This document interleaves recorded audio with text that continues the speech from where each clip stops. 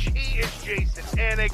You were playing everybody and we're winning the game last night. The head coach is fighting people on the sideline. What do you got for me? I know you're a part of Tight Pants Society. No fucking play is that a gimme, right? Let's go!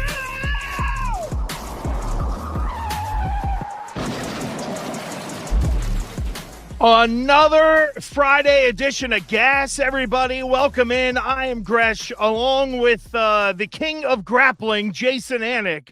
How are you, buddy? How was the latest? How was the week in grappling, friend? It was great. The Professional Grappling Federation World, Season 8, Week 2 in the books. I'm going to talk about that in a second. But, I haven't dropped an F-bomb on any of these broadcasts, on any of these programs I do for months, Gresh, right? Yet in our open, we got me dropping 2 of them, right? So that must have been before I was given that memo about not using the F-bombs. But some of these athletes at the PGF would get up on the microphone, and Brandon McCaffrey, BMAC, doesn't like the F-bombs on the YouTube broadcast, right? He just thinks he's trying to create a professional league, and he doesn't love the F-bombs. And so some guy was on the mic apologizing for using the F-bombs, and he was like, oh, am I allowed to do that? And Brandon was like, you're allowed, just don't do it.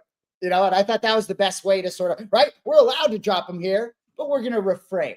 Well, we try to. Let's put it that way. I think when we start talking about the Red Sox, some of that might actually come out, and maybe there will be an F-bomb or two, but the baseball. Go there. Yeah, please. I really want to talk to you about this Professional Grappling Federation. Please do. World, because I'm there not because my brother is John Anik, voice of the UFC, or I'm a broadcaster in mixed martial arts. I'm there because I like sports, and he's trying to create, BMAC and the other founders are trying to create a league, a sports league, the first professional jiu-jitsu league. There was a franchise purchase for 7 figures.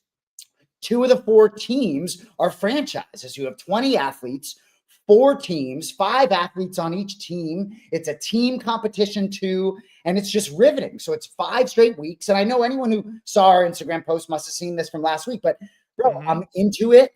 I'm into the grappling. You get 30 matches. I fly out there every Wednesday. A lot of these grapplers are staying out there, but it really is interesting. And the coaching is fascinating. It's an intimate environment, secret location in Vegas. I'm all in. So next Wednesday, I'll be there for week 3. And then you go week 3, 4, 5. Top 8 athletes enter a bracket for the playoff on September 10th. Then John's calling Canelo Crawford September 13th. Give me all of it. But I'm just blown away by what they're doing at PGF. And I really think it's going to be a household name, dare I say, within a year or two. I do. Well, I think the storytelling, that's for me. Like, I watch the event and I see you guys, and the presentation and the product is really good.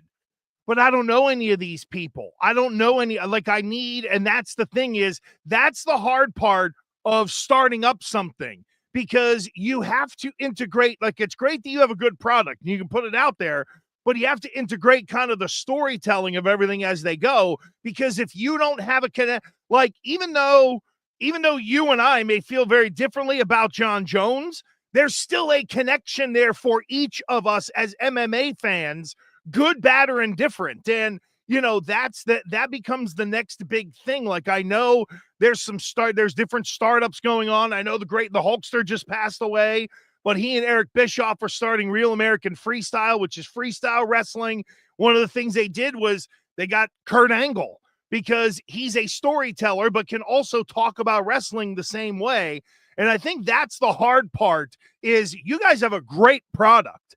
It's now the whole integrating the storytelling and introducing people to the fighters. And do you have, I'm assuming, given the MMA world, that there are some personalities within that league?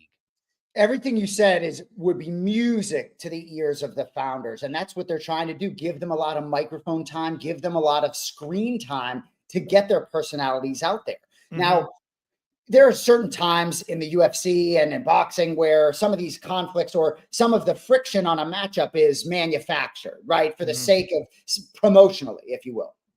So I think we need to encourage the athletes to do a little bit more of that. Some of them are living in houses with their opponents, because they're all sort of coming together in Vegas. But you're absolutely right. There was one time where a couple of fighters were interviewed before their match, and there was some heat. They didn't like each other. And if you don't think that got me to the edge of my seat in a way that hadn't been the rest of the night, you're wrong. So couldn't agree with you more. But it's really been interesting to sort of take in. I've done a lot of different things in my young broadcasting career, and this gets me excited as almost any. Well, again, when you have a great product to work with, as someone who has called, probably 50 just absolutely shitty UMass football games over my lifetime, you have a great product to work with. And that's the big thing, is that when people turn it on, the product is going to deliver. It is interesting to watch. It is different. And I think, Jay, when you really think about it, it took, what would you say, 20 to 25 years for UFC to get to where they are.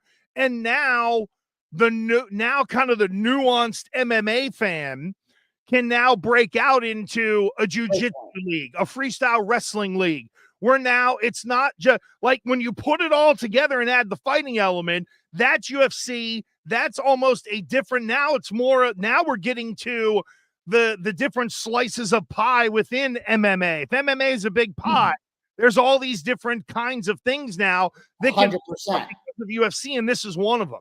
100%. And I know we're going to move on for you ball sports fans, but a lot of young kids, boys and girls out there, are training in absolutely. And as we know, the 18 to 25 demographic is gobbling up mixed martial arts. You can be sure. I think that little bit of a younger generation is going to be about this grappling.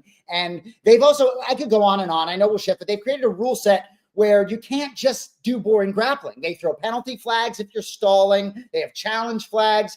Fascinating, man. They're modeling it after the NFL, just blowing away. But we'll get to some. Well, you know what it is, bro. When I think about my youngest at 10 years old, did karate for a hot minute, right? And when you and I grew up, it was, oh, you're going to karate class, right? And there's the guy in the strip mall who was, Sensei Silva here. Come see him over at, they're right next to the trampoline park. And go teach your kid karate.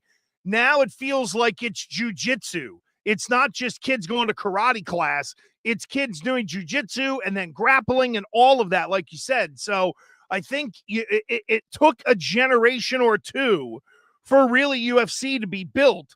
And now it's so popular, the splinters of MMA become interesting, I think, to the rest of us. Well, hey, great stuff out of you there. And something we didn't even intend to talk about. Sometimes old people really have some knowledge, don't they? Yeah, they do. Yeah, exactly right. This is stress gray. So, yeah, exactly. I tell you what, though, you looked good. You're clean shaven. The hair had a nice wave on it. It was almost a pompadour. You were inches away from that thing just being a pompadour right on the top, baby. I'm going for pompadour. Bilal Muhammad's sister told me when I first got my hair cut, away from the long, that I was giving her Johnny Bravo vibes. I was like, let's send it to the fucking ceiling. But when I start the dirty boxing, Nakikawa at Dirty Boxing hates my hair. He went off on my hair on the Anik and Florian podcast. He wants me to shave my head like John, probably pretend to be John. Anyway, there's enough market confusion with the Anik boys already. If you went bald, it would be like the skit you all did a year ago in Vegas, and then everybody would get effed up. But anyway, the Boston Red Sox, they confirmed my thoughts as to what they are as an organization yesterday at the trade deadline. And Jay, what made it worse is the internet gave people hope. There was the thought in the last 30 minutes of the trade deadline that maybe the Red Sox were going to pull a deal to go get Joe Ryan from Minnesota. They added Steven Matz and they added, somebody else to just throw in there. Nothing major. It was really just a major disappointment. Craig Breslow went on the radio flagship station this morning and did the whole, I understand why people are disappointed. Do you really? Yeah, I mean, again, it's just, that's just the latest do boy in that job getting the marching orders from upper management. And it's disappointing because they have played their way to 8 games over. They had that 10-game win streak and ended up 8 games over. And to this point, they have held. But go ahead. I know that I know you and Cody were white hot on the text string last night over this. Well, I got so many questions for you, and even more that popped into my head as you were speaking. But Cody put something in the chat there about you being right, and I have in my notes, you've been critical of the organization all year. You were right, and I am happy that you were right. A lot of people root too hard to be right, but no, I'm glad you were right. I'm not glad as a Red Sox fan that you were right, but you called it. You know, I guess my first question for you is, I guess it didn't appear as if they even put their toe in the water in terms of Joe Ryan or offering anything that would have Minnesota even listen. So this may be a moot conversation today, but what do you think it would have taken to acquire Joe Ryan? Because I'm glad Jarren Duran is still walking through that door. Yeah, I don't think it would have been Jarren Duran. It probably would have just been Young's. And quite honestly, Jay, I didn't look at what the contract was for Joe Ryan. Like if it's just a true rental. I do know that Minnesota made a ton of moves. Like if you saw their Instagram or Twitter, it was thank you, thank you, thank you, thank you, as all these people were going out the door. So I'm going to take a guess that because Ryan didn't go anywhere, so Joe Ryan, 1 year, $3 million, but better re-sign value than Dusty May. But Well, I you know, and again, I just think Jay, with as active as Minnesota was, nobody gave them what they really wanted. Like part of the reason Correa is gone and back in Houston is because Houston is taking on 70 million of the 100 million remaining, right? You know, and you look at some of the deals that were made. So apparently just not enough, not a good enough offer for anybody to be able to pry away Joe Ryan, which is really surprising given that Minnesota really put the for sale sign up yesterday morning and liquidated the assets.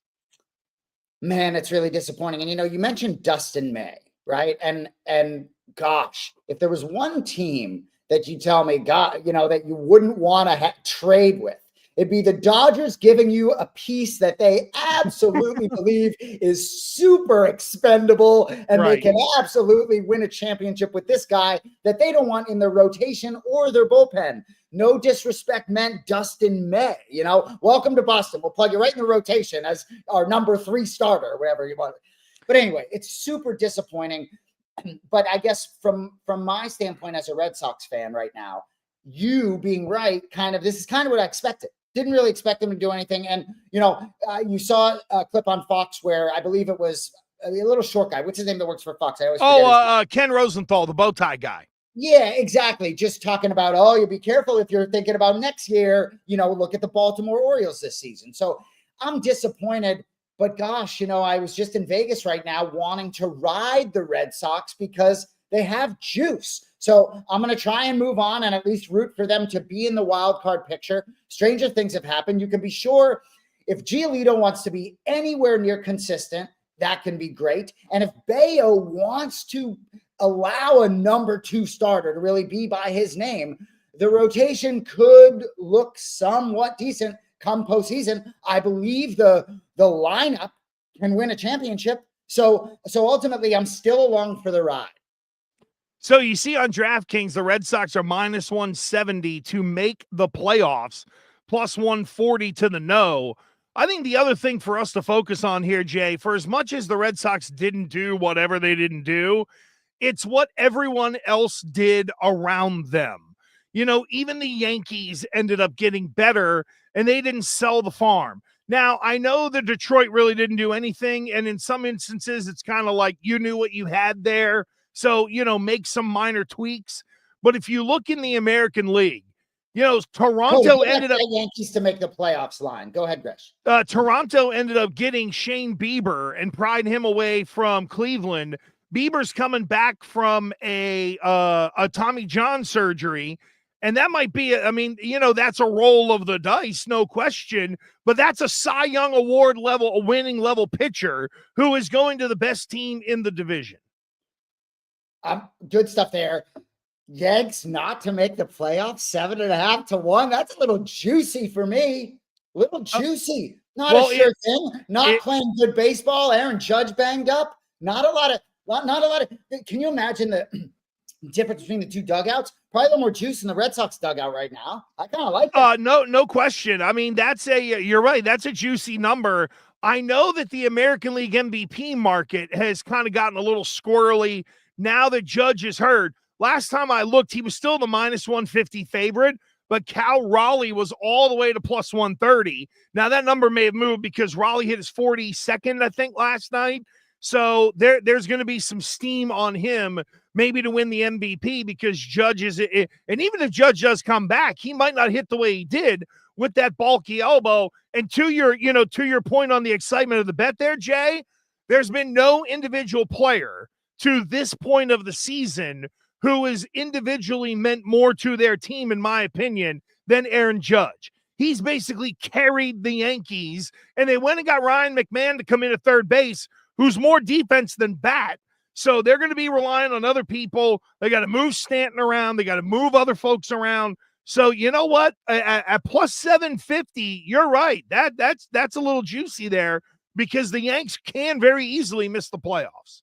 And, maybe a spot to grab some value on Aaron Judge for MVP. Alex Bregman certainly would have been in that conversation had he not missed so many games because he has been extraordinarily valuable. And we talked last week, Gresh, about sort of that star, that horse in that lineup. And I was pretty bullish about Alex Bregman being that guy. Every day that falls off the calendar, I think he fattens up whatever potential, contract is coming down the road because this one's going to be ripped up most certainly. Before we move on, I do think it's pretty interesting that Carlos Correa back to Houston coming to Fenway Park tonight to face old friend Alex Bregman. That should be fun. Would have been interesting to see the Red Sox, if they had any interest, and that would have been dope. Carlos Correa, my brother has, quoted about him like a championship player, right? Talk about juice in the dugout. That guy brings some juice. Hey, can I put something non-Red Sox related on your radar? Because I know you're in the grappling and it's a big MMA time of year and you're just busy anyway. Do you know that so as we're doing this on a Friday, tomorrow night in Bristol, Tennessee, at the Bristol Motor Speedway, which is one of the shortest NASCAR tracks, but it's built like a stadium. They have put a baseball diamond in there for the MLB Speedway Classic on the infield, bro. It looks unbelievable. I'm sure Code can find it on. There it is. Okay. So they have, how about this? The Major League Baseball attendance record is a little under 85,000. They apparently have already sold 85,000 tickets for the Saturday game between the Reds and the Braves. So look at what they did. They literally built it's almost like you put up a temporary minor league ballpark in the middle of a racetrack where they're going to get over 85,000 people. So the way they set it up in using the stands, it's like it's almost like, playing it in like a football stadium or a cricket stadium or something massive, right? Unbelievable. Now, the University of Tennessee played a game there a couple of years ago, and they got 150,000 people in there for a football game. It's amazing that on Saturday, you're going to end up like scrolling through Twitter and seeing MLB attendance record for the Speedway Classic or whatever they're calling it. They're now projecting that maybe it's going to hit 86,000 people when it's all said and done to watch a Saturday baseball game between a team in third place in one division and fourth in another. That looks absolutely sick. But Cody, if you leave it on that shot there, and I'm not trying to sound like an old negative guy, but I really wish that the outfield was up against the bleacher, you know what I mean? Up against the rail. Because a lot of those seats, unless you're, sort of by the infield, a lot of those outfield seats aren't great. It'd be pretty cool if they could have built sort of the warning track right up against the rails where all the people sit.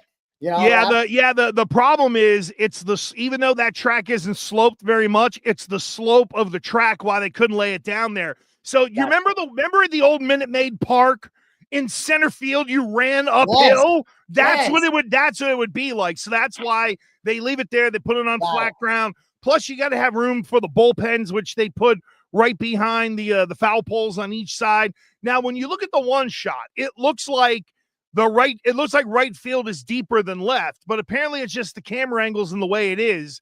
It's like it's equidistant down the lines. It's like 338 down the lines. I think it's 380 something to center. And look, I don't get excited. I mean, I don't get excited for baseball very much anymore. But this is cool. This would be one of the things that I want to go to. It probably wouldn't be a great seat. I know I'm not catching a foul ball, but holy hell, what an environment. And of all places, Jay, I don't know if you know where Bristol, Tennessee is. Okay, so it's on the eastern side of Tennessee. So North Carolina, Virginia, all those states can get there pretty quickly. It's a little north of Johnson City. It's redneck central. I mean, it really is redneck central. I would love to go to the race because it, go back to my hillbillydom when I grew up in Western PA. But this is literally in the middle of nowhere. It is in the middle of nowhere, and apparently it's going to be hot. It might rain, all that stuff. That would be absolutely perfect. Well, yeah, the rain, whatever. I was just going to say, I would bet on the over and just, place a wager on the baseball game and watch it, give me a little juice. But I love that the last three topics are all pigskin. I like that. We Patriots week 1 thoughts. A couple of things that have stood out to me, Jay. Number one is the O-line is taking their lumps, and that's a good thing. That means they're learning. There were all kinds of people going nuts over, old Bill Campbell this, Will Campbell that. He got beat inside. He got his hands knocked down. Good. That's the kind of stuff that needs to happen. That's going to put him on the express lane to getting better quickly. So I love that level of competition. The other thing that has stood out to me in Patriots camp is, my God, like I was hard on Drake Maye last year, as you know, but good Lord. I mean, just the difference of the look up there, the way they operate. People are hustling between drills. You hear coaches coaching hard. You hear people yelling every once in a while. It sounds like the way a football team should be run. And it looks like now a much more professional operation from top to bottom. Gosh, I didn't know we were going to talk about Drake Maye, but it almost seems as though if he could do a rewind, he might have said, let me be the D coordinator. Let me stay on the staff, but I'm not ready for this. You know what I mean? It's like, It's so apparent that like he was not, really just not capable of doing the job, period. It's fascinating to me, but I can't wait. It's interesting though. You're hosting the Raiders week 1. And if you had, 3 months ago or whenever the schedule came out, looked like an easier game. I think they're -3 in the game. Mike Vrabel encouraging Drake Maye to celebrate with the offense. Oh, I love it. I love that, and more urgency from the quarterback on Keyshawn Boutte. Yeah. And well, it's interesting. Belichick's a big fan of guys celebrating after they make a big play. A lot of people don't know that. Belichick loves the celebration. Yep. But in terms of week 1 hosting, I wish it was still the Oakland Raiders, but the Vegas Raiders, before Geno Smith was acquired, I don't know if the betting line moved. Patriots are still -3, but that's a much tougher game than maybe it appeared before the Geno Smith acquisition. And Ashton Genty, and Pete Carroll, a veteran guy who I think in the same way that the Patriots practices look different, I bet the Raiders practices look a little bit different this year too with that leadership. Let me give you a little background on that, because that's the effort. That is the influence of Thomas Edward Patrick Brady Jr. out there with the Raiders. Did he pick Pete Carroll? No, but I'm sure he signed off on him because the one thing they didn't have there was culture, right? Like we knew when Belichick left and then it way down to Mayo and now we're back up to Vrabel again. The Krafts saved the culture. But think about what happened in Vegas. Gruden got taken down. They put in Rich Bisaccia. They goofily somehow made the playoffs on that overtime game on what was it, Sunday Night Football or something like that. Then they end up going to McDaniels. That flames. Then they put in that goof Antonio Pierce, who was West Coast Mayo last year. So they didn't even have, I knew you'd like that. They didn't even have the Belichick baseline to start with. Like when Gruden got wrapped up in his deal because of the NFL, that really set that franchise back, I think. And now you bring in someone like Pete Carroll, and I think Tom Brady was all aboard. Kind of the same thing with Geno Smith, because they knew that Geno was going to be in line with Pete, and that it was going to really set that organization up for years to come. And look, they're going to try to run the ball, and they're going to try to throw the ball to tight end, will the Raiders. So I think from a first game defensive matchup standpoint, I don't think you could have had a better matchup. The Patriots are going to be good at slowing down the run. We know they're going to be more mobile, agile, hostile this year. There is not a big wide receiver you have to worry about. It's really about Brock Bowers. So, and if there's one team and one defensive-minded coach like Vrabel that I think would be able to come up with the game plan to make it tough to throw the ball to the tight end, it would be a guy who himself made it tough to throw to the ball to tight ends at times when he played in Mike Vrabel. It gets me so excited to hear you break down week one NFL as the betting lines appear on my screen. It's difficult for me to curb my enthusiasm right now. This is just incredible. You know, these two franchises, this is probably, I think, I like that you like some of the matchups, but I think this is one of the toughest games to handicap on the whole week one board. The preseason, I think I'm going to be paying more attention to than normal this season. I think for teams like this that have these culture changes, and the Patriots have this enormous roster turnover, it's like 180-degree turns for these franchises. So getting a feel for them in the preseason, regardless of which specific personnel is out there, I think will be important for me as I handicap that game. But I do think that the Patriots, I know the Raiders weren't good last year either, but the Patriots have a big jump to take. And I think this week one game, you know, dusting off some of the cobwebs is going to be a real thing for them. You know, the Raiders traveling east, you know, the body clock at 10 o'clock in the morning. Yeah, all that crap. I don't pay too much attention to that from a handicapping standpoint. But week one, maybe I do. And I've been going to Vegas every week, you know, and I will be for the next 5 weeks. And it's an odd thing. That 3 hours gets you more than you would think, right? I went to bed at 6:30 the first night I got out there and had like the best night of sleep of my life. This morning, I woke up feeling like I got hit by a bus. So it's a weird, now I'm not playing a football game. So I don't know, man. I guess for me right now, I take the 3 if I'm forced to bet this game against the spread. Well, the two that are up there right now, the Steelers and the Jets, the Patriots and the Raiders, I'd do a 6-point teaser with the favorites and get me some plus points on both sides, because if there are two things that I'm pretty confident on in week one, the Jets ain't winning, the Patriots ain't losing. For me, anyway, I like both of those. I mean, I like both of them at -3, but if you really want to hedge it and, you know, set yourself up, then maybe you tease that down a little bit or whatever. But I have no faith in the Jets. I don't have faith in the Raiders to pull it together. And, you know, because of the Christian Wilkins thing, Jay, which is really odd, by the way, I talked to a beat writer on Mad Dog Radio about what's going on out there, because Schefter had the thing about, oh, he kissed a teammate on the head and it got awkward and weird or whatever. Though one of the beat guys said, you know, that was like the end. That was like right at the end part of this, but that they were bickering over the foot injury for a while. So now there's going to be a grievance. Who knows if anybody is going to sign Christian Wilkins. When they asked Mike Vrabel about Christian Wilkins, he said, yep, we'll go inside and have a conversation about him. He wasn't evasive about it. Now, I don't know if anybody is really ready to jump, and there might be more to the story. But for the Raiders, that's supposed to be your Chris Jones. That's your Milton Williams. You know, that's your interior, that's your Aaron Donald type guy to try to wreck the inside, make it easier on your pass rushers. You take a guy like that out of the Raiders now, you're not replacing that dude. So what does that mean? Cole Strange right up the middle, baby. There we go. Knocking people down and leading the way for our power backs. Cole Strange. You know, just a couple things before we move on. You know, last season, when Drake Maye became the quarterback, regardless of how the team performed, frankly, I was rooting for tanking. So I was kind of rooting to watch Drake Maye and rooting for a loss, but he moved the needle for me to such a great extent as a Patriots fan. And I know I'm old, but when Brady left, Cody might have enjoyed the Cam Newton era more than I did. You might have enjoyed the Mac Jones era more than I did, but those teams to me did not have a shot.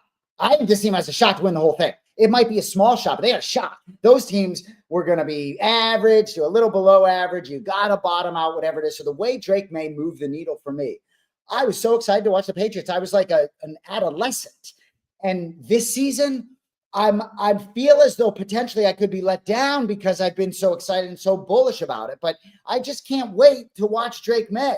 I just think it's really going to be a whole nother level. And last night at the Hall of Fame game, you got Chris Sims interviewing Jim Harbaugh. I mean, man, the NFL does something to me that no sport does. Yeah, and I know that the ones weren't out there, but that was an alarmingly bad performance for Detroit. Right. With a new coordinator, you've got to at least like stop and pause and say, okay, is that just I know it's not Jared Goff, but is that, a blip on the radar? Because there were a ton of mistakes out there. Yeah, and you lost a bunch of one-on-one matchups all over the field. So, yeah, I mean, and that's why the preseason, it's not nothing. Oh, I agree. It's not nothing. And there are too many people who think the preseason is nothing. You know what it is, Jay? I've been giving people some tips on watching preseason football and some of the shows that I've been doing, because there are some things to look for. Like last night, I wanted to see how Detroit got in and out of the huddle. Were there any like communication issues with a new offensive coordinator, even if they were dealing with 2s and 3s and 4s on the depth chart, right? I think you look for your rotations on the offensive and the defensive line. If I were the Raiders, whenever I finally got to it, I would have been pairing up Crosby and Wilkins together. Would you have seen that in preseason a couple of times for those guys just to get used to each other on the field outside of practice time? So I do think there are some things to watch. And, anytime you hear a local beat writer say there's a position battle going on, that's one of the things to focus on who gets the rotation through and through. Anything else on week 1 that stood out to you? No, I mean, I'm glad, I think we'll talk about the rotation and certainly the wide receiver position as we talk about Terry McLaurin. Oh yeah. Well, we'll definitely get to that. I know there's some now with Drake Maye and the whole, hey, I know how to run. You know what? And I know Cody, our producer, Cody Merrow, loved the Cam Newton era, right? Well, there's going to be some Cam Newton era looking plays for that kid around the goal line. If there's one thing about Josh McDaniels, he altered the offense for Cam Newton because Cam couldn't read a book and then throw a pass or a screen, but boy, he could run. And there was a lot of, college-y looking run looks there for Cam Newton that every once in a while, you're not going to do it all the time, but every once in a while, you pluck a few of those plays off the trees and mix them in around the goal line for Drake Maye. He's a very unique player. And there were a lot of friends of mine that are much more into college football than I am, who he was sort of the guy. And I think there's still a lot of unknown about Drake Maye. He's just so instinctual. I don't think he's thrown a pick in camp. I believe. Oh no, that definitely is not true. I saw something, but either way, the confidence, right? Like, John's Taylor just did a couple suits for me. I put him on, never been more confident and throwing on it, ready to go. I didn't wear it. I just got home and got it, right? But I think Drake Maye has probably never been more confident. I think Mike Vrabel's leadership I just think the intangibles, not the stuff. I think Mike Vrabel can put him in such a good position to succeed because I think he can. I bet Drake Maye. We talk about the coaching and sort of fear of the coach or whatever, but these guys want to be coached, right? It works both ways. You got that fear, but you also have that confidence in yourself that you're going to be able to deliver for that coach who's pushing you. Yeah, and the big question, the great unknown will be how willing is Mike Vrabel to allow Josh McDaniels to put Drake Maye in harm's way in that way. There you go, Gresh. Yeah, yeah. I remember back when talking to Charlie Weiss once, and he said, I came into a Monday for a game thinking I had a game plan in my head, and I sat down and Bill Belichick said, I want to run the ball 50 times this week. And Charlie goes, that's my boss, so I got to figure out how to effectively run it 50 times this week. Will there be any limitations? If Maye starts to play well and the team starts grooving, how willing, like the natural plays where he's going to run, those are going to happen, right? There's getting out of the pocket and stuff like that. But how willing is Vrabel going to be in using Maye in certain situations where you could Josh Allen it for a yard, so to speak. Is Vrabel going to embrace that? Because if the head coach don't want it, Josh can't run it. And then it's on the head coach like it was when Bill was here. I think they're going to protect him without question. Still, 23 years old. And I think the key is what you said, certain situations. But you even saw in certain clips on Forged in Foxborough where he was saying, good job remaining a passer, good job remaining a passer. And then he ended up getting a couple yards. But I think protecting the asset has to still be at the top of the list. And I've said this before, I'd be putting on Jaden Daniels film for days because it's as if Jaden Daniels is on a dance floor when he's protecting the asset that is himself. Also, Jared Wilson, it looks like he might take that. It looks like he might take that center spot from Bradbury. He's played really well. So it might be two rookies on the offensive line with Mike Onwenu, probably Morgan Moses, and then I'm telling you, I think Cole Strange is winning left guard. I know people don't like the guy. I know I'm the only one who still likes the guy. They haven't cut him yet. I think part of the reason they haven't cut him yet is he was taking some snaps at center, Jay. So they're clearly cross-training him. But there's a name forgotten, Caden Wallace. Remember the 3rd-round pick from Penn State last year who they thought could flip the left tackle? Just playing it right. So you see here, per Carlos A. Lopez, Los Talks Pats. That's a good follow out there. But extremely impressed. Yeah, Wallace thinks Jared Wilson's really good. But this is current belief Wilson has won the starting left guard competition. So would that mean Bradbury is going to be the one snapping it? Yeah, maybe so. I don't know. We'll see. I know they were cross-training Strange. I know that Wilson got some snaps at center. That might end up just being the run game thing. Now, the other deal is, I think Wilson getting into the lineup at center becomes even more critical of getting that done early because of Drake Maye.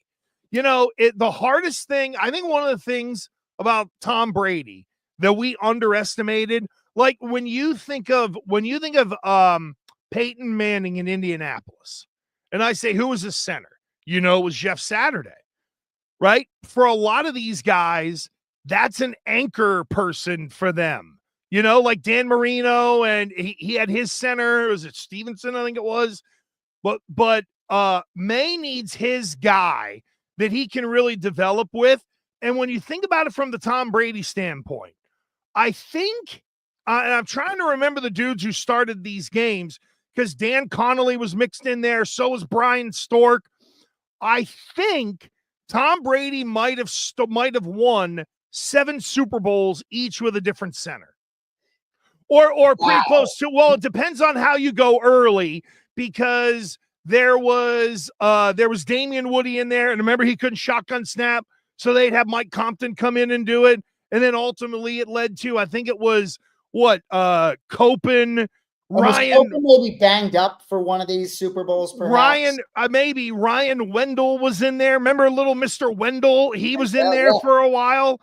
I mean, it's amazing. There we go. Look at this. 8 different starting centers play for him in his NFL career. Oh, wow. I forgot about Teddy Karras. And Ryan Jensen. Good Lord. Yeah, the Stork started a Super Bowl. That's amazing to me. Like when you really think about it, normally quarterbacks have like a decade-long run with a young center. So this would be doing it the traditional way with Wilson and Maye. I mean, when you have Tom Brady and you also had a guy in Bill Belichick who was pretty good at picking centers over the years. Half of them guys were undrafted, for God's sakes. And there's going to be change there. Before we move on to the statue, just one quick point. One of my friends who's from Baton Rouge, Louisiana, diehard Saints fan, diehard LSU fan. I got back in touch with him recently, and I was just, how much we like Will Campbell. And this guy is he wouldn't be BSing me, right? He just texted me. He's like, you'll be happy with Will C, going to be a Hall of Famer, guaranteed, And wow. And he's not, that's not hyperbole out of my friend. He's not just like, dude, I guarantee it. Like he states it because at that position, if Will Campbell's the right pick on O-line at number 4, then frankly, you think he probably has a great chance to be a Hall of Fame. I hope we don't have to think about left tackle for the next 10 years. And I think we'll be okay from that standpoint. Kraft talked about the Brady statue, and they're gonna do it before the first preseason game, where the statue will be rolled out. I have no idea what it looks like. Honest to God, I love me some Tom Brady, but I couldn't be less interested in this. I mean, Christ almighty, what are we going to have? Tom Brady on his 70th birthday can still get a boner. Let's put him in the stadium and everybody watches dick rise. Like, I'm interested. Oh my God. I'm just like, I just wonder, it's going to get dragged out to the point to where it feels Red Sockian, right? What are we going to be selling bricks pretty soon? So it's 12 feet tall.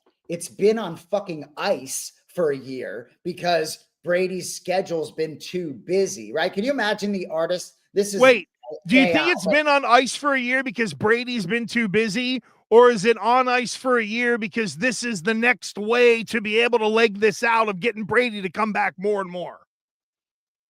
I don't know, but either way, it's another thing that makes the Tampa Bay thing a little bit more forgettable for me because he's coming back to him. But 12 feet tall, I'm excited to see it. But the face of this statue, right? We saw Dwayne Wade's statue. Let's see it again. Recently. We saw Ronaldo have a really bad statue in the past, right? And it brought back this memory for me. And I texted you guys a picture because the courtroom sketch of Tom Brady back in the day. That's hilarious. Reminded me of what a bad statue potentially could look like for those of you that don't remember. But there was a courtroom situation where Brady's in court. Was that for Deflategate? Yes. Yeah, that was in the in the New York district whatever court when he was. Well, let's hope the statue doesn't look like this. Mother of God. Let's hope it doesn't look like this. But I'm interested to see this statue.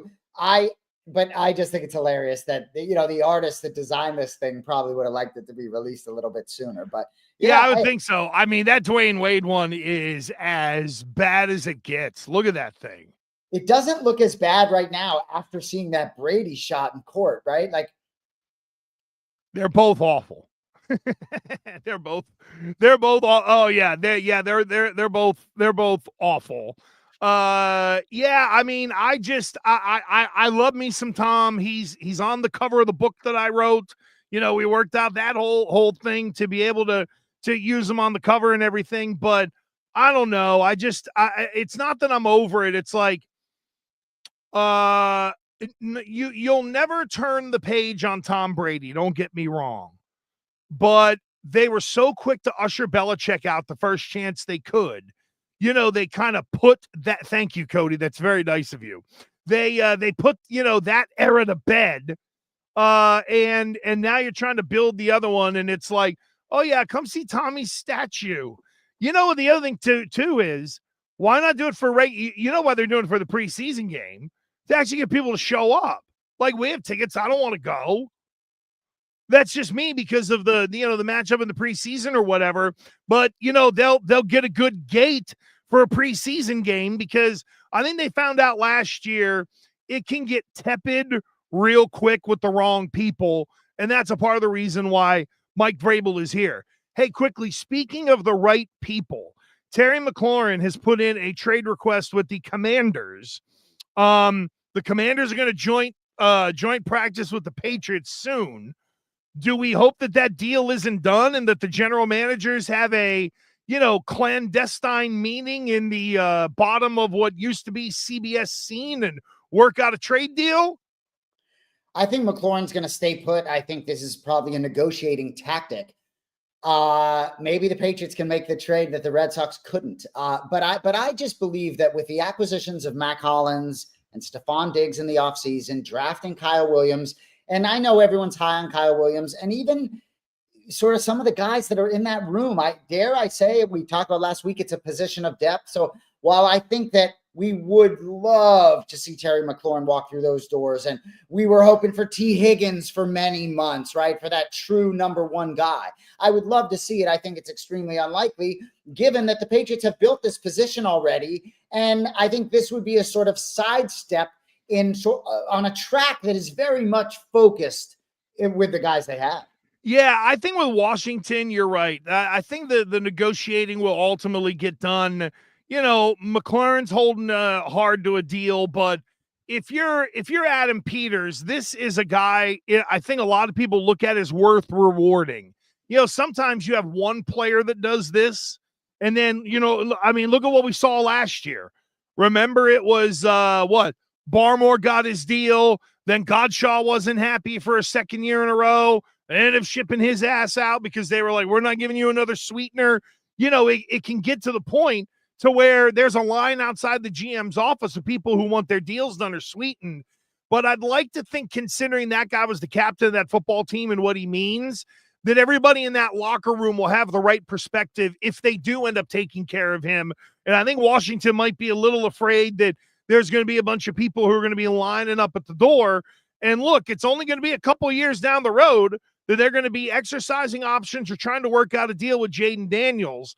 So even though you look at it and say, oh, you can do it because the quarterback is young, you're still paying the guy a lot of money deep down the road on his deal, and it's ultimately going to bump into a massive number that the quarterback is going to get because it looks like they found one down there.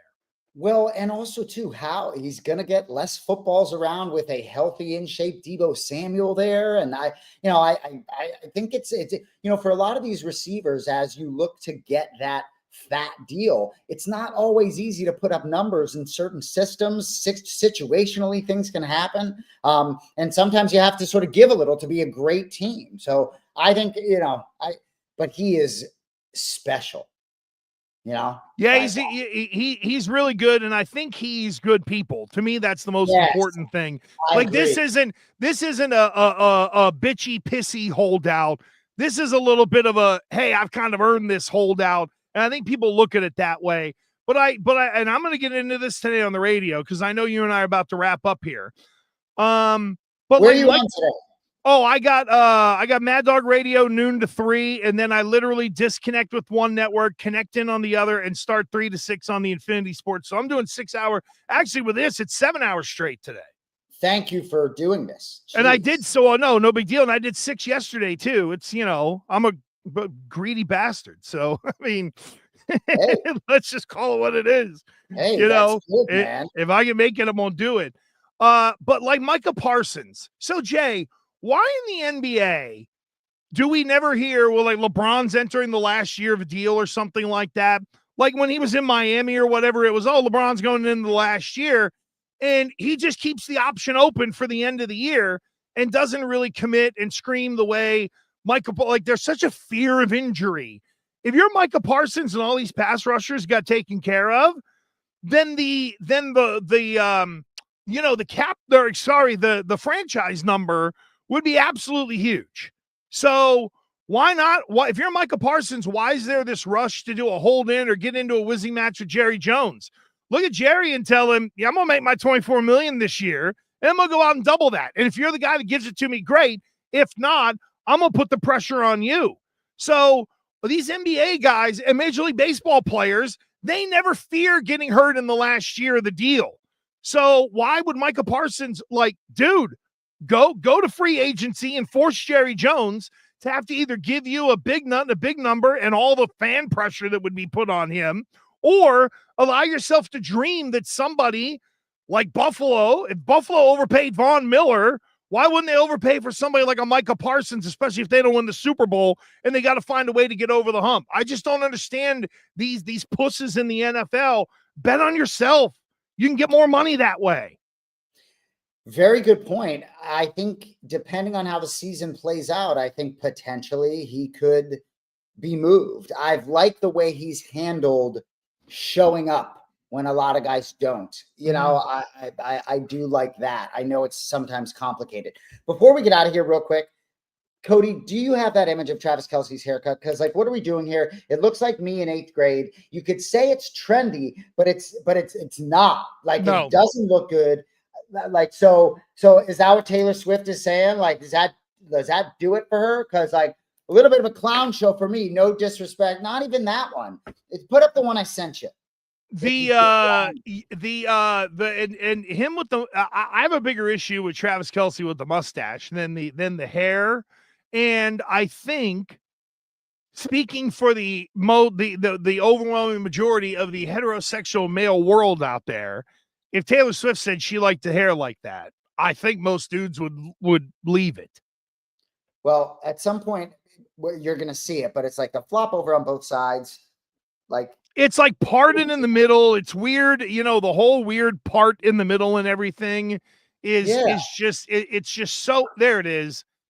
I mean, is that from Happy Gilmore? I haven't seen that movie, or I haven't seen Happy Gilmore too. Oh, is that where that, or is that just it? Like, you know, I playing cut out all the other people or whatever, but oh, you did. I didn't know, because I didn't know where that came Taylor from. Swift photo dump, he says, but like, listen, man. Okay, and like, what are we doing here? Are we trying to form a little heart in the front? Like, I know you got to go, but like, what are we doing there, buddy? You know what he's doing? You know what he's saying? I listen to the billionaire who gets naked with me. That's what I think it is. Crazy thing that Travis Kelce will never want for money his whole life. And she like quadruple laps the field on him. And I think he's just trying to keep her. I think he's doing what most men would do. Keep her happy. If she likes that hair, who cares? He can put a thing under it. He can put a thing under it and pull it up and get it under the helmet and all that stuff. That's all I got. I know you got to run. Thank you all for being with us. Gas Friday. Dude, Gas Friday. Next week we taking a break because I'm not going to be able to get a good enough connection in Bermuda. And I was also kind of warned that don't work or else I might get stabbed. So I got to keep my wife happy and pop a couple dummies, place a few bets. Oh, dude. I have I mastered getting the contraband in. I'll just leave it at that.